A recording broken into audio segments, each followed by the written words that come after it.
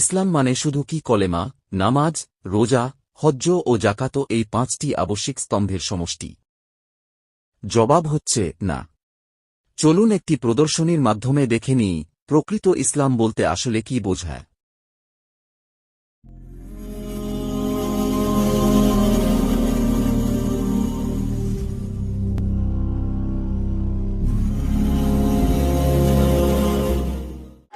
এখানে যে প্রদর্শনীটা দেখা হচ্ছে সেটা হলো ইসলাম একটি পূর্ণাঙ্গ জীবন ব্যবস্থা। অর্থাৎ এখানে যদি ঢুকতে হয় ইসলামকে সম্পূর্ণরূপে আমাদেরকে মেনে নিতে হবে।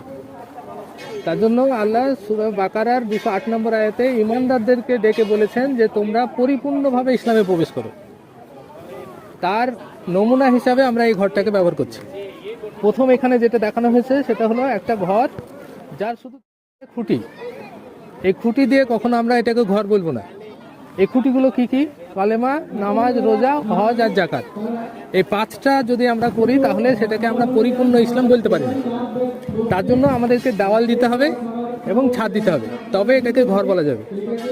তো আমরা কলেমা আর নামাজ রোজাকে এখন হজ জাকাতকে আমরা ইসলাম বলে মনে করছি। তার সঙ্গে কি যোগ করতে হবে? তার সঙ্গে যোগ করতে হবে কলেমা, নামাজ, রোজা, হজ, জাকাত 5টা খুঁটির সঙ্গে যোগ করতে হবে অজস্র বিষয়, যেগুলোকে আমরা ইট হিসাবে দেখাচ্ছি।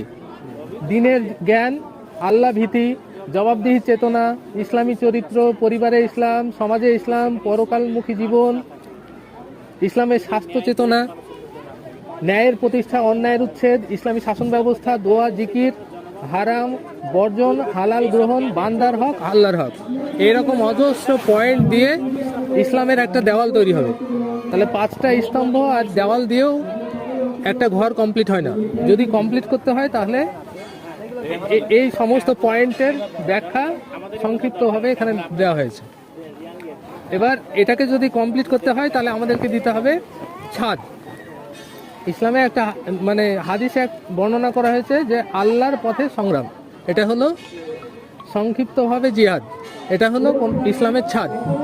এবার 5টা খুঁটির সঙ্গে ইটের দেওয়াল করার পর যদি আমরা একটা ছাদ দিই তাহলে এরকম একটা সুন্দর বাড়ি উৎপন্ন হবে। কিন্তু এটাকে সব উদাহরণ, কারণ এখানে যে বিষয়গুলো লেখা হয়েছে তাছাড়াও ইসলাম আরও ব্রড, আরও অনেক কিছুর সমন্বয় হলো ইসলাম। ইসলাম এমন একটা জীবন ব্যবস্থা যার মাধ্যমে নিজের ব্যক্তিগত জীবন, পারিবারিক জীবন, সামাজিক জীবন এবং রাষ্ট্রীয় জীবন, প্রত্যেকটি জীবন মানুষ শান্তির সঙ্গে বসবাস করবে। এই টোটাল বিষয়টাকে বোঝানোর চেষ্টা করা হয়েছে এই প্রদর্শনীতে।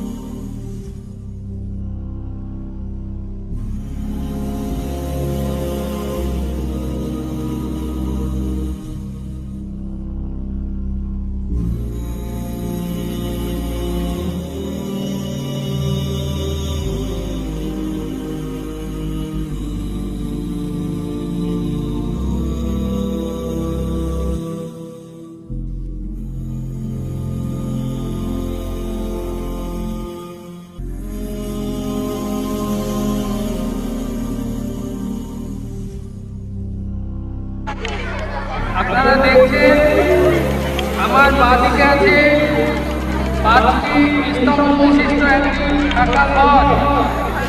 5টি স্তম্ভ যেমন একটা ঘর হয় না, ঠিক তেমনি ইসলামের 5টি স্তম্ভ কলেমা, নামাজ, রোজা, হজ, জাকাত দিয়েও ইসলাম পরিপূর্ণ হয় না। আমি যেখানে দাঁড়িয়ে আছি তার সামনে যে ঘরটি দেখছেন সেটি দেখতে পাচ্ছেন 5টি স্তম্ভের ব্যবহার হয়েছে।